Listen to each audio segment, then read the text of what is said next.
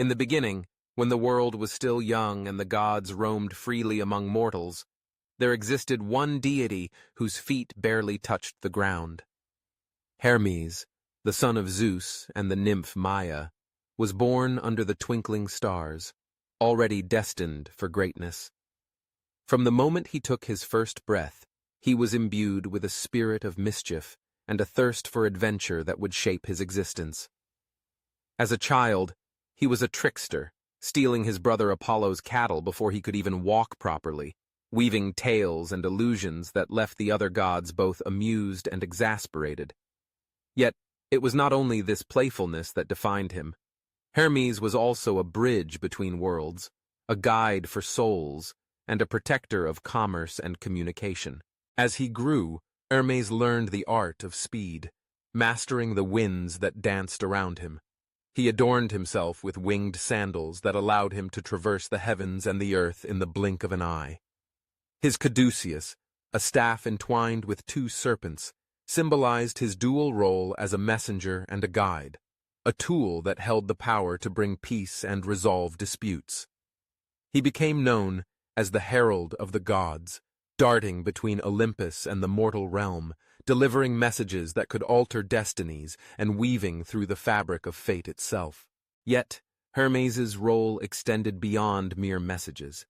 He was also the psychopomp, the guide of souls to the underworld, a responsibility that weighed heavily on his shoulders. The journey to the afterlife was fraught with uncertainty, and many souls found themselves lost, wandering aimlessly in the liminal space between life and death. It was Hermes who would find them, his presence a beacon of hope in their darkest hour. With gentle words and a reassuring smile, he would lead them through the shadowy paths of the underworld, ensuring they reached their final resting place. One day, as the sun dipped below the horizon, casting a golden hue over the earth, Hermes received a summons from Hades. The god of the underworld had grown restless, his realm filled with souls who had not yet moved on. They lingered, trapped between worlds, unable to find peace. Hermes understood the weight of this task. He knew that guiding these souls would require not only speed, but also compassion and understanding. With a determined heart, Hermes set forth on his journey. He arrived at the gates of the underworld, where the air was thick with a sense of foreboding. Cerberus, the three-headed guardian of the realm, growled softly, recognizing the familiar presence of the messenger. Hermes approached the beast with a calm demeanor, offering a piece of honeyed cake he had brought as a gift. Cerberus, intrigued by the sweet treat, allowed him passage, and Hermes stepped into the shadows. The underworld was unlike any other place. It was a realm of echoes, where the whispers of lost souls filled the air. As Hermes walked deeper into the darkness, he felt the weight of their sorrow. He began to call out, his voice a soothing melody that reverberated through the gloom. "Fear not, dear souls, for I am here to guide you. Come forth, and let us find your way." One by one, they emerged from the shadows, their faces a tapestry of emotions, fear, longing, and sadness. Hermes listened to their stories, each tale a thread woven into the fabric of existence. There was a young woman who had died too soon, her dreams unfulfilled, an old man who had lost his way in life, burdened by regrets, and a child who had never known the warmth of love. With each soul he encountered, Hermes offered solace, reminding them that their lives had meaning, that their journeys were not in vain. As he guided them through the winding paths of the underworld, Hermes shared tales of the world above, the laughter of children, the beauty of a sunset, the taste of fresh fruit. He painted vivid pictures with his words, igniting hope in their hearts. Slowly, the weight of their sorrow began to lift, replaced by a sense of acceptance. They were not forgotten. Their lives had left an indelible mark on the world. After what felt like an eternity, Hermes reached the banks of the river Styx, the boundary between the living and the dead. Charon, the ferryman, awaited them, his skeletal figure an embodiment of the passage between life and death. Hermes approached him, his heart heavy with the souls he had guided. These souls have stories to tell, Karen. They are ready to cross, to find their peace. With a nod, Charon accepted them, and one by one, the souls stepped onto his boat, their faces now illuminated with a sense of purpose. As they crossed the river, Hermes felt a profound sense of fulfillment. He had done his duty, and in doing so, he had discovered the true essence of his role as a guide. Yet the world above continued to call to him. Hermes knew that his responsibilities extended beyond the underworld. He was also the protector of commerce and communication, ensuring that the flow of information and trade thrived among mortals. As he returned to the surface, he felt the pulse of the world around him, the vibrant energy of life that surged through the streets of bustling cities and quiet villages alike. In the marketplace, merchants shouted their wares, their voices mingling with the laughter of children playing nearby. Hermes reveled in this chaos, weaving through the throngs of people, delivering messages between traders and buyers, ensuring that deals were struck and friendships forged. He was a master of negotiation, his charm disarming even the most hardened of hearts. With a wink and a smile, he would broker agreements that seemed impossible, bringing prosperity to those in need. One day, as he strolled through a crowded bazaar, he overheard a conversation that piqued his interest. Two merchants, one from Athens and the other from Corinth, were at odds over a shipment of rare spices. Their voices rose in anger, each accusing the other of deceit. Hermes, sensing the tension, approached them with an air of authority. "Gentlemen, why not let me mediate this matter? I assure you, we can find a solution that satisfies both parties." The merchants eyed him warily, but they could not resist the allure of his charm. With deft words, Hermes listened to their grievances, untangling the web of misunderstandings that had ensnared them. He proposed a fair trade, one that honored both their needs, and soon their anger dissipated, replaced by a sense of camaraderie. They shook hands, and Hermes felt a rush of satisfaction. He had not only resolved a conflict, but had also strengthened the bonds of community. As the sun began to set, casting a warm glow over the marketplace, Hermes reflected on the duality of his existence. He was both a guide of souls and a protector of commerce, navigating the delicate balance between life and death, between loss and prosperity. Each day brought new challenges, new souls to guide, and new deals to broker. He thrived on this chaos, finding joy in the connections he forged and the lives he touched. Yet there were moments when the weight of his responsibilities felt overwhelming. The cries of the lost souls in the underworld echoed in his mind, a reminder of the fragility of life. He often found solace in the quiet moments, sitting beneath the stars, contemplating the vastness of existence. In those moments, he understood that his role was not just to deliver messages or guide souls. It was to remind both the living and the dead of the beauty that existed in the world. One fateful evening, as Hermes prepared to embark on another journey, he received an unexpected visit from Persephone, the queen of the underworld. She appeared before him, her presence a blend of light and shadow. "Hermes," she said, her voice melodic yet tinged with sorrow, "I have a request. There is a soul who wanders the fields of Elysium, restless and unfulfilled. I believe you can help him find peace." Intrigued, Hermes nodded, ready to accept the challenge.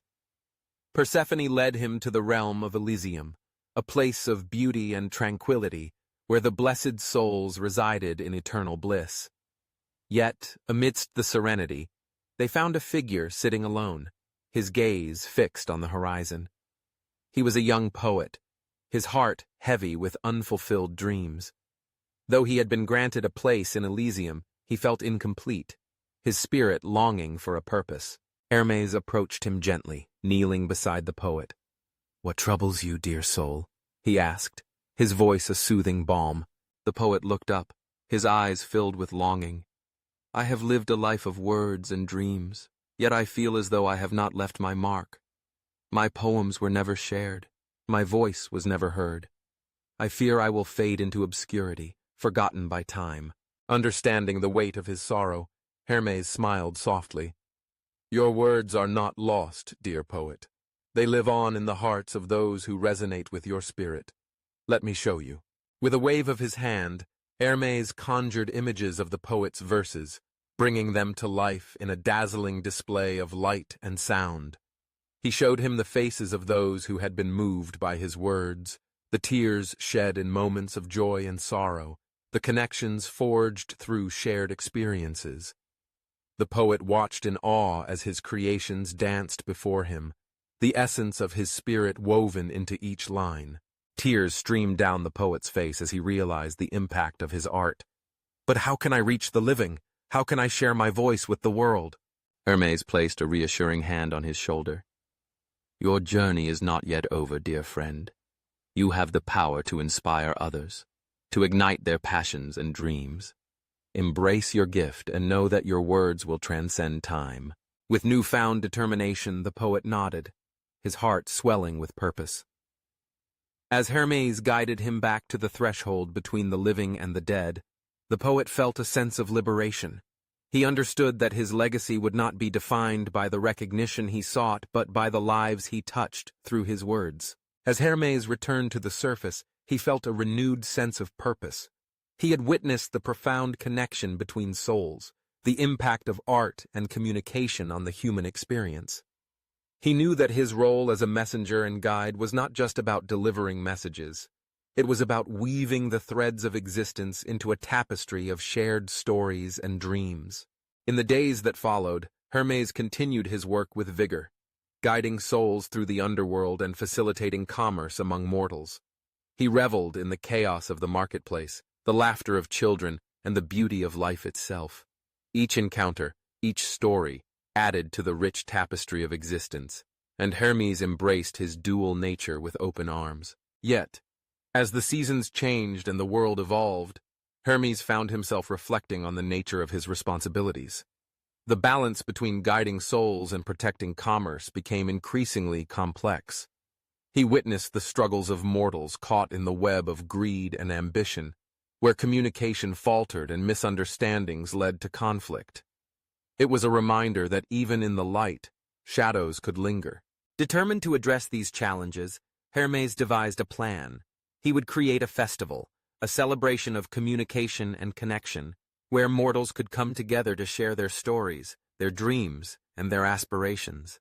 He envisioned a grand gathering, where artists, poets, and merchants would unite, fostering a sense of community and understanding. With the assistance of the other gods, Hermes set the wheels in motion. He spread the word far and wide, inviting mortals from all walks of life to participate in this grand festival.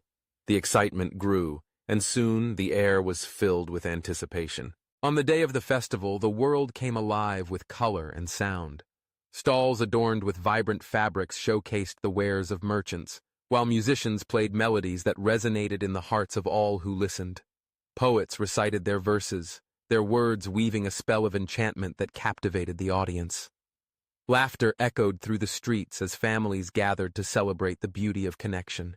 Hermes moved through the crowd, his heart swelling with joy. He watched as strangers became friends, as stories were shared, and as understanding blossomed in the hearts of those present. The festival became a tapestry of experiences, each moment a thread that bound them together. As the sun began to set, casting a golden glow over the festival, Hermes took to the stage, his presence commanding attention. "Dear mortals," he began, his voice carrying across the crowd. "Today, we celebrate the power of connection.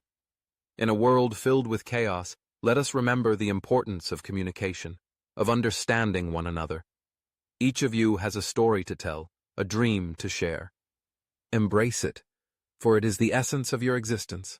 The crowd erupted in applause, their voices rising in a chorus of agreement. In that moment, Hermes felt a deep sense of fulfillment. He had succeeded in weaving the threads of existence into a beautiful tapestry, reminding both mortals and gods of the importance of connection. As the festival drew to a close, Hermes reflected on the duality of his existence once more. He was not just a messenger or a guide, he was a catalyst for change, a force that inspired others to embrace their dreams and share their stories. He understood that his responsibilities were not burdens to bear, but gifts to cherish. In the days that followed, Hermes continued to navigate the realms of the living and the dead, guiding souls and fostering communication. He reveled in the beauty of existence, the connections forged through shared experiences, and the stories that transcended time. He became a symbol of hope, a reminder that even amidst chaos, there was a thread of light that connected all beings. As the stars twinkled above, Hermes soared through the night sky, his heart filled with gratitude. He had embraced his dual nature, weaving together the threads of his responsibilities into a tapestry of existence that celebrated the beauty of life and the power of connection. In the end, he understood that his true legacy would not be measured in the messages he delivered or the souls he guided, but in the lives he touched and the stories that would echo through eternity.